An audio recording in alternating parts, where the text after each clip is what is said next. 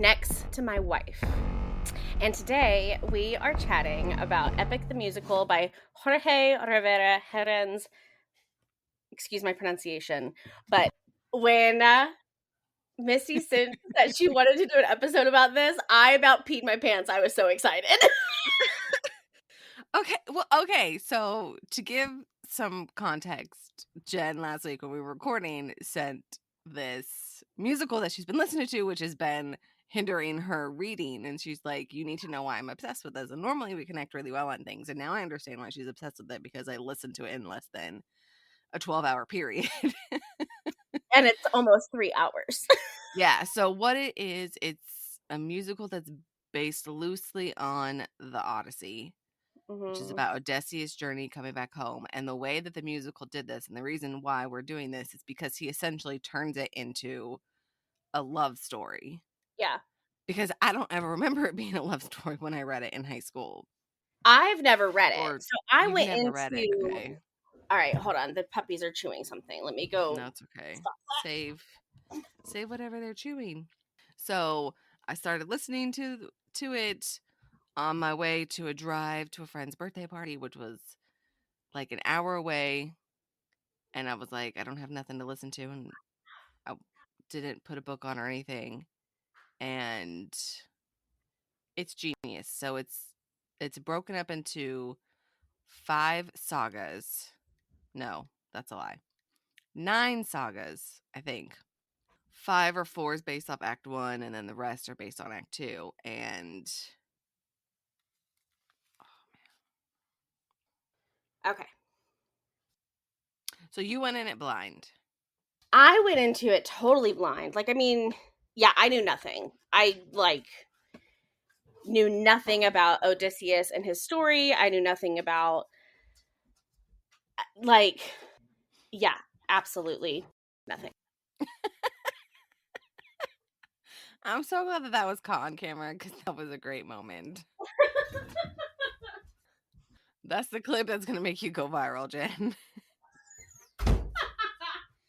Oh boy. Well, there are certainly worse clips out there. Okay. All right.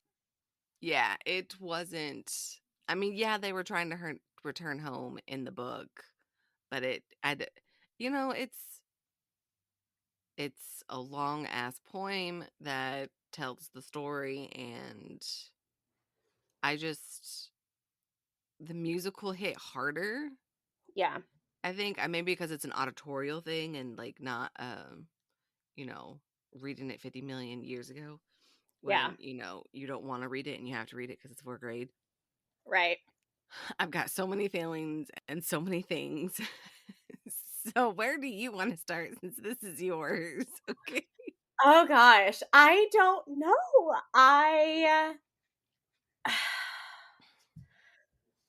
Like this. I originally found, or not found, but like I think it initially went viral. I remember like listening to Warrior of the Mind, which I believe is the last song on the first album, and just like loving the song, loving the vibe. Then I think the next album came out, and there were a couple songs I liked on it. And then I don't think I listened to like any album from start to finish after the second one was released. Is the second or the third one. And a few weeks ago, it popped up on my TikTok again. And I was like, oh yeah, like I wonder, like it's concluded, all the things. It's all I've listened to for like 2 weeks almost now. And I love it. And like I cry at the end song every time, no matter how many times I've listened to this. It's just, and it's insane because I've listened to it now like from start to finish a solid 10 times probably in the last couple of weeks. And I mean, some of those are more thorough listening than others because I have it on doing other things. But I swear, every time I listen to it, I pick out something new that was like, holy shit, he did that intentionally. Or like, there's some, like, I'll be watching a TikTok video and I'll find some other random fact in the comments. So like I haven't considered myself part of like the fandom until recently, and because it's been going on for a couple of years now, there's so much to like uncover and discover and that kind of thing. And it's been a lot of fun on that side of things. But for the musical itself, I just think it's such I think the composition of it is so incredible. Like the way he ties in things from the very first song all the way through the entire musical.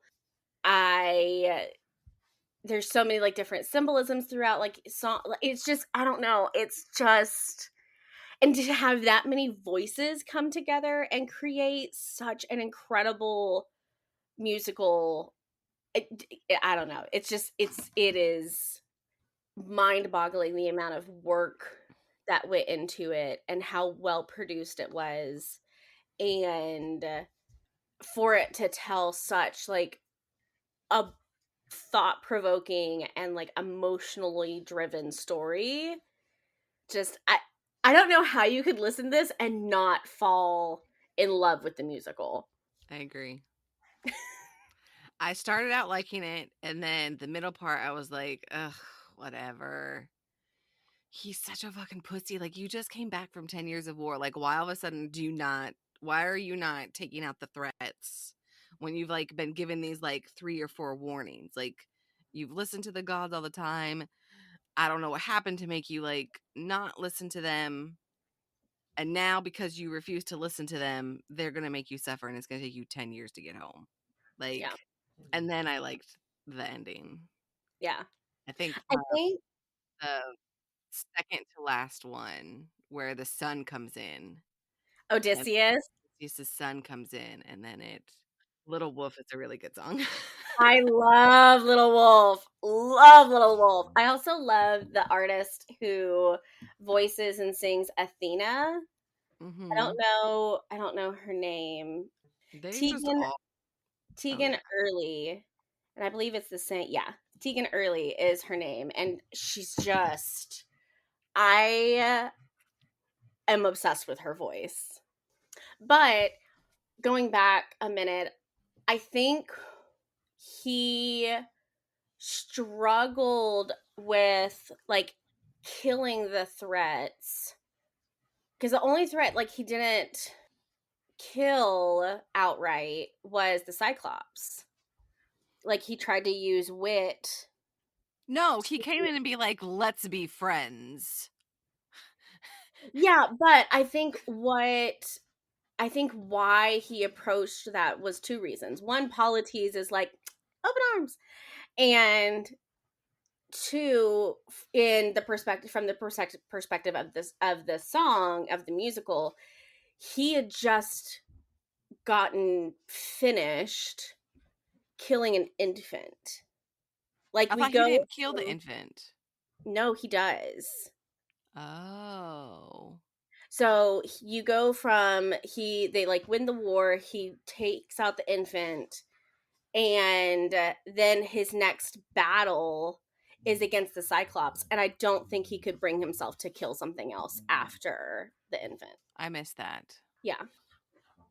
I wasn't sure about Okay, the that infant makes sense. either until two things. One, an animation, and two, in the song The Underworld, it's actually mentioned that he keeps thinking of the infant from that night. He keeps thinking of the infant from that night.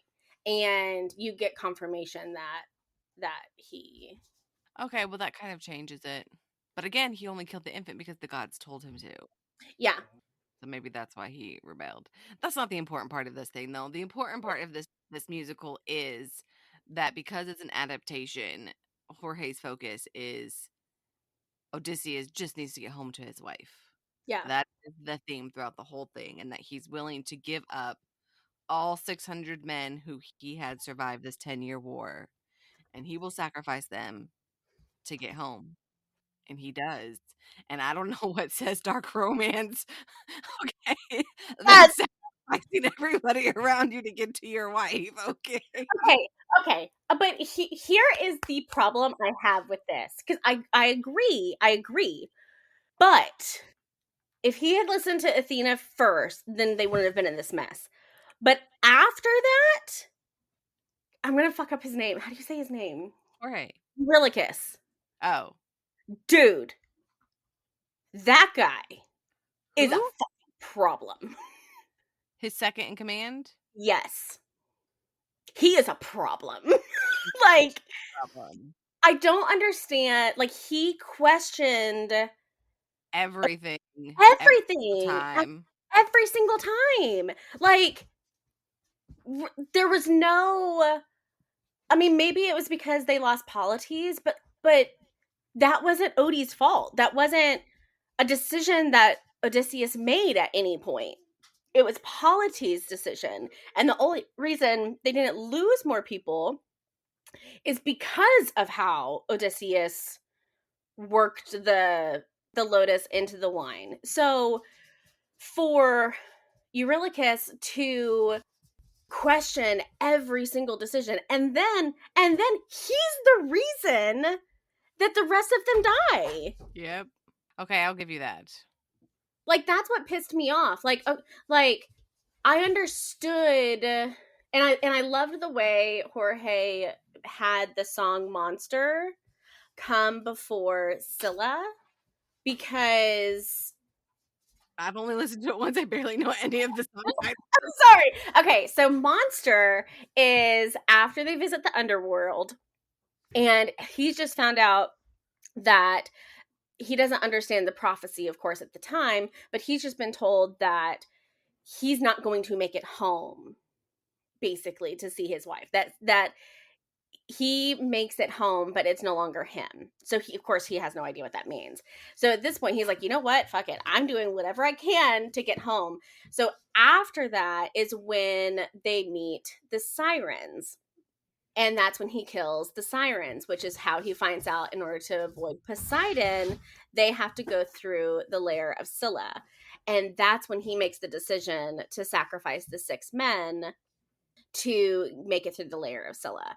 So you have the song Monster, where it's one of my favorite, I don't know if it would be considered a riff, but the song starts one way and then you get to the crescendo in the song, like the climax in the song, where he's like, if I have to go through dangerous oceans, dangerous beaches to avoid where Poseidon can't reach us, if I have to drop another infant off a wall in an instant to avoid saying all of to oh my gosh, it doesn't help that my puppies are chewing something else up. If I have to throw another infant off a wall in an instant, yeah, to be that's what he says. If I have to throw another infant off a wall in an instant so we all don't die, then I'll become the monster. And then I believe the next song is Scylla's song. Yeah, Scylla comes like 3 songs after that, 2 songs after that. Yeah. It goes monster, suffering, different beast, Scylla. Mm-hmm. Yeah. And that's when you see him start like changing. And what pisses me off is he decides to make this sacrifice to get the rest of them home. And what does Eurylochus do? Mutiny. Yeah. And like at that point, Odysseus he could have taken Eurylochus out to try and prevent him killing the cow, but then the rest of the crew would have taken Odie out for killing Eurylochus. So they were SOL. He was SOL regardless. Yeah, just goes to show you if you're not loyalty in the mafia, they take you out. Oh, I love it. I mean, that's essentially what it is. It's a turf war happening. Yeah. Yeah. So what? Because I could literally talk about this for hours. So what aspects do you want to like pluck at? Hold on. Okay, so what do you want to pick at? I don't know. All I know is that I never considered it a love story, and then to hear this theatrical version that's been created to where his only goal is to get home just was riveting. I'm like, but I also kept on thinking, like, I understand that he, like you said, you explained the beginning as to why he stopped listening to the gods because they made him kill the infant. But I'm still just like, if you just want to get home to your wife, then you just need to do whatever you need to do to get there. Like, Well, stop trying to be friends with everybody. Like, that kind of irritated me. Like, why are you trying to fucking be friends with all these people? Like, stop. That's not your goal. Just get home. yeah. Just get home. And stop trying to fucking eat all the animals on land. You're in the ocean, like fish. Shit. Like, I saw a TikTok video that was like, "What's one thing that that could have happened that would have changed like the entire story?" And somebody was like, "They could have fished." yeah. That's irritating. Yep, yep, that's true. But it's also just interesting because, again, I've only ever read it once a long time ago in school. And then to listen to it as an adult, I guess it's a better appreciation Yeah, for, you can find so many metaphors, similes in this about life and hard oh, and for being sure. separated. But the devotion that you can hear Yeah, when he is singing yeah, is straight up dark romance mafia or whatever dark romance vibes. Okay. He's just like, no, like your quote, it's next to my wife. yes. Or or Oh how god, or how Athena gets Hera on her side. She's like, well, it's yes. been 10 years. He's never cheated on his wife. And she's Yep, instantly let him go. like, yep. Well, like, I was talking to another friend about this, and she brought up a really good point. She's like, Athena is the god of war strategy. So what she does with Hera is she tosses out like these mediocre arguments, and then she hits her right in the ego. And I was mhm. like, That was like one of my favorite parts. yes. Yeah. I saw a girl that was like lip syncing to the video to that part of the song, and she's like, release him. And then like throws her middle fingers up to Zeus. It was so great. That's hilarious. Oh gosh, it was so great. It was really good. And I like, because for those who don't know who, okay, so this is probably more for you, Jen, or maybe anybody else. If you listen to it and at the end, and if you wondering why she tests him about throwing out their marriage bed, it's because people had been coming and pretending to be him and trying to trick her. Oh wow. But she knew, at least that's what I remember in the book. She knew that it wasn't them, and so she would test them. And that was part of what the competition was. Yep. And I think, don't hold me to this, people might have to double check this because we know I can't remember anything. I think the reason why she does the tests of being able to string whatever the thing is that's got a string is because only Odie can do that. And then I think, if I remember correctly, he does show up and he does do it, and then he takes out all the bad people. That's what I found out is he ends up showing up and taking out all the suitors. Let me tell you something that ripped my heart out of my chest yesterday. Trigger warning, pet death. So I'm on, of course, like epic TikTok now. And apparently in the Odyssey, or in like in the mythology of it, Odysseus had a dog. And when he left for war, he told, I think the dog's name was Agos, Aegos. I could have that wrong. He told him, he's like, hey, like, watch over my family. And Odysseus comes back to the palace in disguise because he doesn't want to give away his cover. The dog sees him, of course, recognizes him, and dies. Like his watch is over. He knows Odie's back home, and before Odie can even say hello, his dog dies. I was sobbing yesterday about it. I just want to point out Out of all the shit that we talk about, Jen just did a trigger warning check for a pet death from a fictional story that's not even real. Okay. Oh my god, I was sobbing. I cried harder over that bit of lore than anything else. I And cried a for, lot. and then for those who don't know, Jen has her own zoo, her Yeah. menagerie of like 5 dogs and 2 cats and a rabbit and 2 horses, right? Mhm. Did I miss anything? The Pet barn lizard, cats. We the barn have cats. Oh my god, she's got like 9 barn cats. not it's not 9 anymore. 7? I think we're just 6, I think. And Yeah. Misty does a lovely job editing, so you all don't know that. I try. It doesn't always work out. Sometimes I leave a purr or a bark in there somewhere, okay, just to throw people off. Ugh, But okay. did you know that Penelope stood behind the axes that she was telling the suitors to aim the arrow through?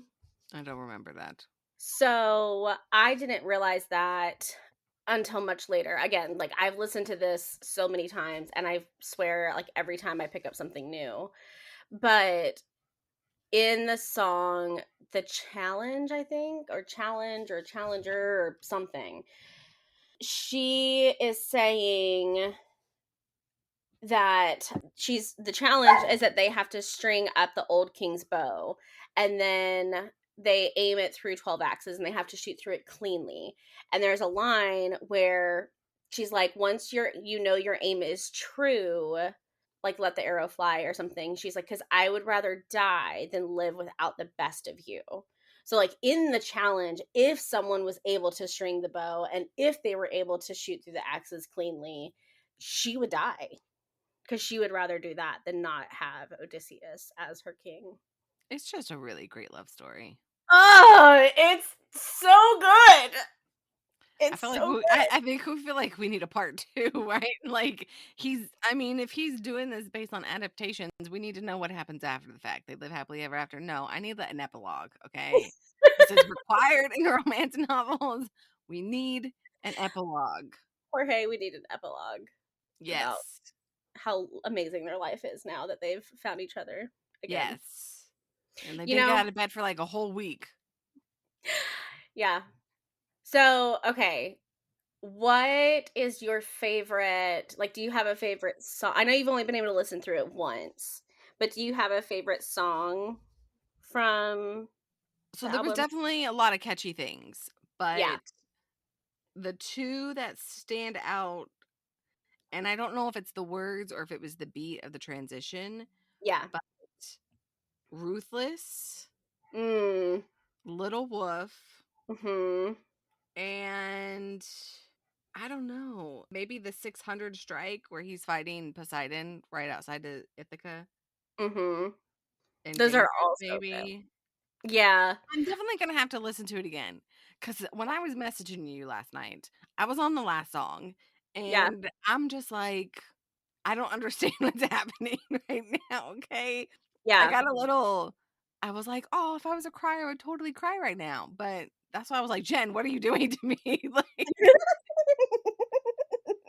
and then it instantly just started replaying again. I was like, "I have too much to process right now. I cannot listen to this again. Like, I need to sit in it and, like, think about it and digest it." And those are the things, obviously, the opening song, because that's very it, like, it's a good hook for sure. Yeah. But as I was listening to it, because first it was driving and then it was here setting up my bookshelf, it was the longing and the angst, right? This whole thing is I a song told of you. angst, I which told you. is my jam. It's just like, okay, are we one step closer to getting there? Are we one step closer to getting there? Like, come on, what are we doing? Like, Odysseus, like, stop fucking around. Like, come on. It was I know. just, yeah. I mean, we could probably go on and on and on and on. I told you the one thing that well, the two things that irritate me, that just stop fucking being friendly and just kill everybody and go home, because you just got done killing fucking everybody from where you just came from. So I Yeah. don't know how you go from a big ass bad warrior to some softy little fucking cuddle bug, but stop trying to hug everybody, okay? We don't like everybody. Yeah. And then the fishing. But I don't got anything else. I recommend like listening to this for sure. Yeah. Even if you hated the Odyssey, like, or you've never read it like Jen, like, just listen. It almost makes me want to go back and like reread it, because I'm like, I don't remember Yeah. this happening. I don't what? So that could be the parts where he, took creative license and Yeah. changed it, but because I was like, I don't ever remember Odysseus being this obsessed with his wife to try and get home in the story, because I'm pretty Right. sure I would have liked it more. Yeah. Yeah. Unless it was hidden in the context and I just didn't pay attention. Right. So, do you got anything? Or are we ready to rate? We can rate if you want. I can literally talk about this all like my in the song on I think it's in Odysseus's song. Is it? What are you trying to find?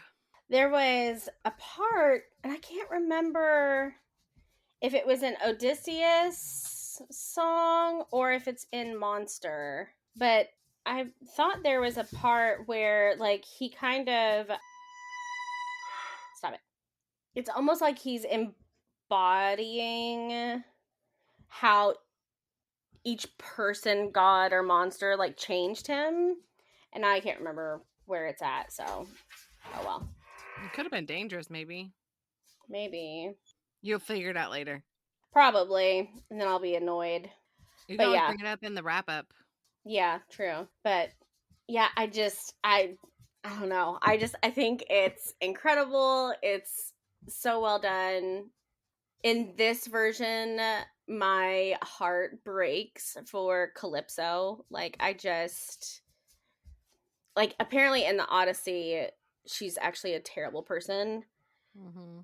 but in Epic, like all you know of her is that she's been banished for 100 years and she has this one person show up on her island and there's all of this talk about how manipulative she is and like that kind of thing, but I don't know, I feel like she's again in Epic's version. In the Odyssey not so much, but in Epic I'm just like I just want to bring her home and hug her and tell her it'll be okay. Like she just breaks my heart.